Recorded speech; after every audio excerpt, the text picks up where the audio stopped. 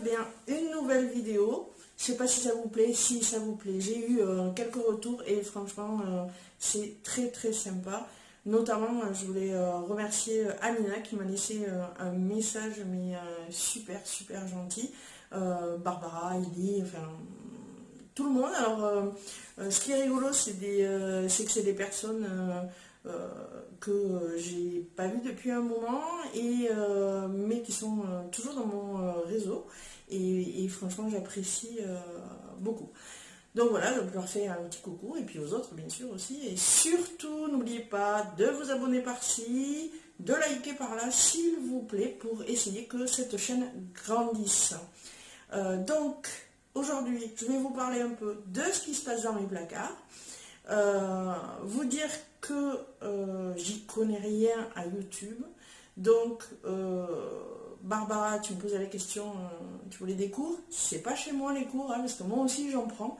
Donc je fais comme je peux, mais bon, on verra. Ça vient, ça vient pas. En tout cas, la seule chose que j'ai envie, c'est de partager avec vous des recettes de cuisine forcément un petit peu revisitées à la française parce que cuisiner japonais c'est vraiment compliqué. Mais en tout cas, il y a des petites choses qu'on peut faire tous les jours qui rendent, qui nous donnent beaucoup d'énergie et qui sont très bons pour la santé. Donc, pourquoi pas essayer. Voilà, et puis c'est la mode, hein, les sushis par-ci, les onigiri par-là, les ramen, on va faire des ramen, oui bien sûr, les omelettes, j'ai oublié le nom, bon je vous dirai tout ça, voilà, si vous n'avez pas compris encore, j'aime beaucoup la culture japonaise. D'ailleurs, je suis quelques youtubeurs qui sont au Japon, qui font des choses vraiment très sympas. Je vais essayer de vous mettre un lien ici, allez voir ce qu'ils font, vraiment on est dans la vraie vie japonaise. Donc, allez faire un tour. Voilà, mais écoutez, on se retrouve juste après ça. La transition, quoi. Écoutez, c'est pas évident pour moi de faire des vidéos YouTube. J'ai 50 balais, comment vous dire? D'accord? Bon, soyez indulgents. Cela dit, les cours qu'on m'a donné un peu, enfin, comment dire, les autres youtubeurs disent soyez vous-même.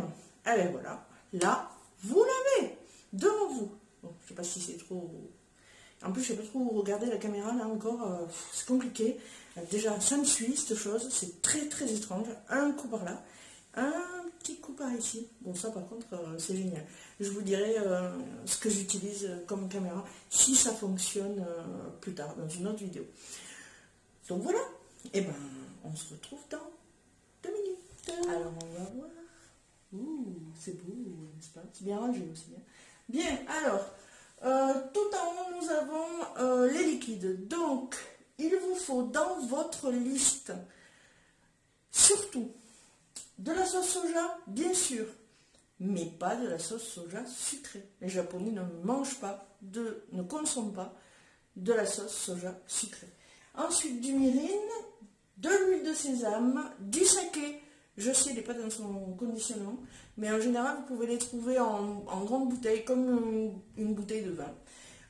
Et du vinaigre de riz, très important le vinaigre de riz, parce que vous verrez, on en mettra dans le riz presque tout le temps. Deuxième étage, nous avons des champignons déshydratés, bien sûr, des graines de sésame, un peu de wasabi, juste un petit peu. C'est pas pour une consommation comme ça, c'est pour la préparation de sushi entre autres, pour pouvoir en mettre entre le poisson et le riz. Ça fait office de colle, voilà, on va dire ça. Donc un petit peu. Alors après, au niveau des marques, je suis pas au point. Je pense que je vais commander sur un site japonais. Pour le moment, je fais avec ce que je trouve dans les Hautes-Pyrénées. Alors, des pâtes, donc du vermicelle, du dashi, du miso et forcément des algues. Alors, des algues, j'en ai trouvé tout à l'heure. Hein. Donc, du wakame. Donc ça, pour préparer des salades de wakame. Ça va bien d'acheter des salades de wakame. C'est très bon, ok, mais on peut les faire chez soi et c'est aussi bon. Et puis, on peut les mettre dans plein de plats. Manger des algues, c'est bon pour la santé. Ensuite, j'ai trouvé une préparation pour onigiri. Alors ça, je vais tester. On verra, c'est bon, c'est pas bon, j'en sais rien.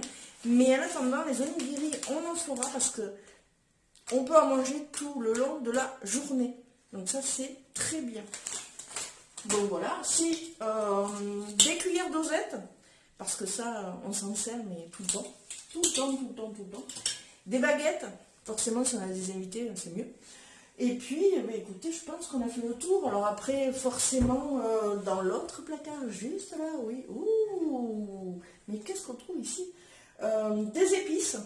Donc, du gingembre, pardon, de la fleur de sel, du blanc,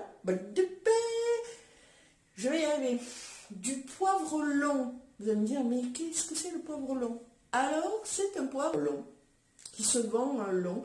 Alors vous allez en trouver sur les marchés ou dans les boutiques d'épices.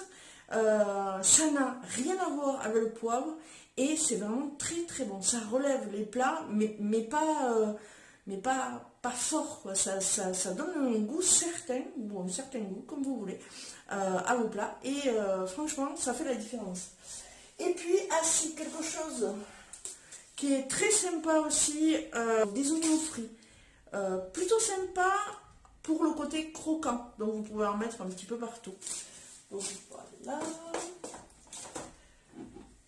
ça je ne sais pas si vous voyez bien, mais donc ça c'est des baies de rose, mais alors attention, pas moulues, rien du tout, les graines de baies de rose, vous les mettez comme ça sur vos salades et quand vous croquez dedans, c'est un délice, ça relève tout, c'est super. Donc voilà, autre chose, je voulais vous parler de ceci. Donc, je ne sais pas si on voit, voilà, c'est de l'ail. Alors, si vous achetez par exemple des gousses d'ail, vous en avez 3, 4, vous ne savez pas quoi en faire, et avant que ça pourrisse, vous les prenez, vous les défaites, vous prenez un petit pot, vous les mettez dans le petit pot, vous rajoutez du vinaigre, vous fermez le pot, terminé. Vous les laissez sur votre table de travail et vous en avez pour toute la saison. Franchement, moi je m'en sers beaucoup. Bon, là il est dans mon placard parce que j'ai fait genre, j'ai rangé un peu, mais sinon il est tout le temps sur ma table de travail. Voilà, et puis quelques graines, hein, forcément. Donc là on a des graines de courge et des graines de tournesol. Bon, ça j'en mets un petit peu partout aussi, dans les salades et tout, c'est très bon. Et bien écoutez, je crois que là on a fait le tour, quoi.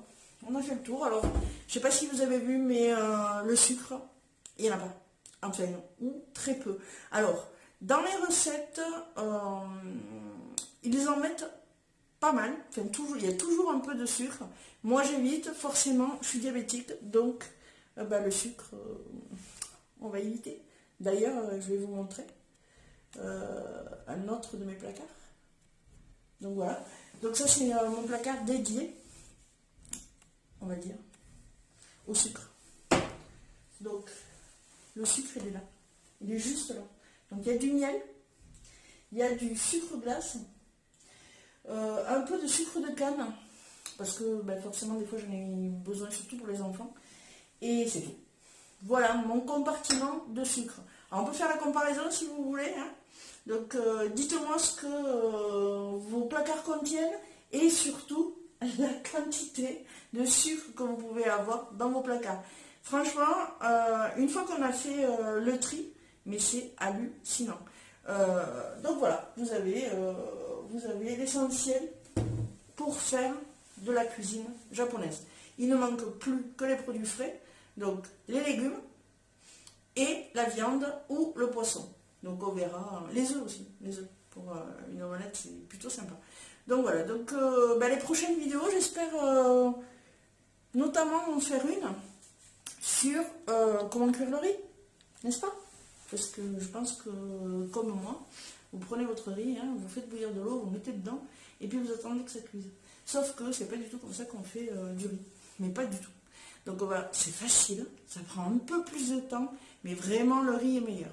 Donc voilà, donc j'essaierai de vous montrer un petit peu tout ça. Bon, bah écoutez, on va se quitter là.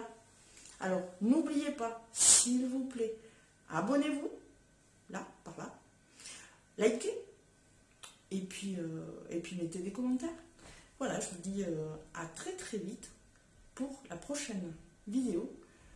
Franchement, cuisson du riz, onigiri, peut-être sushi, je ne sais pas, on va voir. À bientôt.